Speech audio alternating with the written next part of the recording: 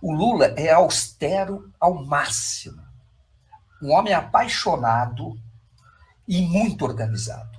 Pela cadeia, como ele, as pessoas que conviveram com ele no espaço pequeno e conviviam muito tempo, então viram exatamente quem é o Lula naquele momento. Então ele vai fazer a mesma coisa no nível governamental. Num primeiro momento, com essa austeridade pessoal que o Lula tem, talvez muitas pessoas queiram alguma coisa e não vão ter, porque ele não é irresponsável. Mas pode ter certeza que está arrumando a casa para fazer o que ele sempre fez. Isto é, não controla finanças públicas a partir da redução de despesa. Se controla finanças públicas gastando o que é correto, o que é equilibrado, mas, sobretudo, aumentando a receita. Por isso que não teve crise da Previdência. Ele importante você falar sobre isso, porque isso casa com a proposta lá do Felipe Salto. O que importa é estabilizar a dívida, né? Porque você tem que olhar uma questão que é o seguinte: você olha a questão do teto de não pode gastar, né? Mas o que importa, né, numa conta não é só o denominador, né? Tem o numerador e o denominador. Se a parte de cima cresce, a parte de baixo também pode crescer. Se a receita cresce, a despesa pode crescer. O que importa é o saldo, né? Enfim. Exato. É isso. Então vai ser, eu digo para você, isso vai ser porque eu vi na prisão como ele era. As pessoas queriam oferecer comida de fora, restaurante, falando, não, vou comer o que os presos comem. Raramente ele comia outra coisa e tinha a Janja que mandava numa garrafa térmica à noite sopa. E ele tomava uma sopinha à noite que ele ia tomando, que a Janja ia mostrar. Aliás, eu posso falar uma coisa da Janja, que ela vai falar amanhã no Fantástico, mas contar uma história que ninguém sabia. Eu não sei nem se vai estar no... Acho que não vai estar no Fantástico. Só registrar aqui a estupidez, mais uma vez, da Eliane Cantanhede, que dizendo que ela tem que ficar só na alcova, né? Enfim.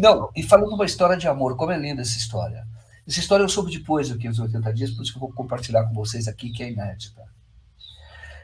Existe uma... Hoje ela é secretária da Janja, trabalha com a Janja, e do Lula, que era a coordenadora do movimento antibarragens, MAP, que é um dos financiadores e bancaram a Vigília Lula Livre. A Neude, ela chegou a protestar contra o Lula no governo, e ela conquistou o Lula, mas ela estava lá na Vigília Lula Livre, e conquistou também a Janja.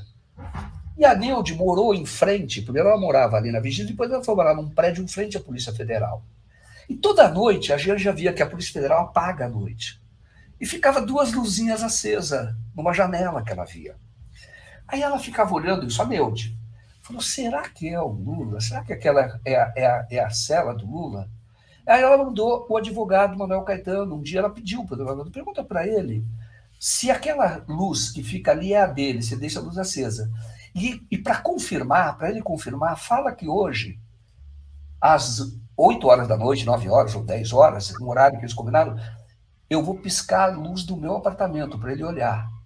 Se ele piscar, é porque é a dele que ele piscou também. Olha o Lula isolado na prisão, olha que história bonita. E a Neude foi no dia, e aí fala para ele piscar tal hora. Foi o Lula que piscou primeiro. E o Lula piscou. Ela falou, é a cela do Lula. E ela também piscou. E aí, porque o Lula não tinha muito como olhar, porque tem uma basculante assim, só um pouquinho que você olha para fora. Ele olha um pouquinho, mas pouca coisa. E aí o que aconteceu? A Janja passou a ir na casa da Neude para se comunicar por luz com o Lula. Olha que coisa linda. E no dia dos namorados, ela ficava piscando a Janja e o Lula ia correndo na coisa porque não ficava perto o holofote, para ele ver ela também. Aí ele ia lá e piscava. E os dois estavam namorando assim, à distância, à noite, e com isso o Lula enfrentou a solidão da cela que ele teve durante 580 dias. Olha que história espetacular, né, Zé? Isso aí, quando o Lula já tem os filmes já encomendados, né? Então, no filme do Lula, que a história ainda está sendo escrita, essa cena é fundamental, né?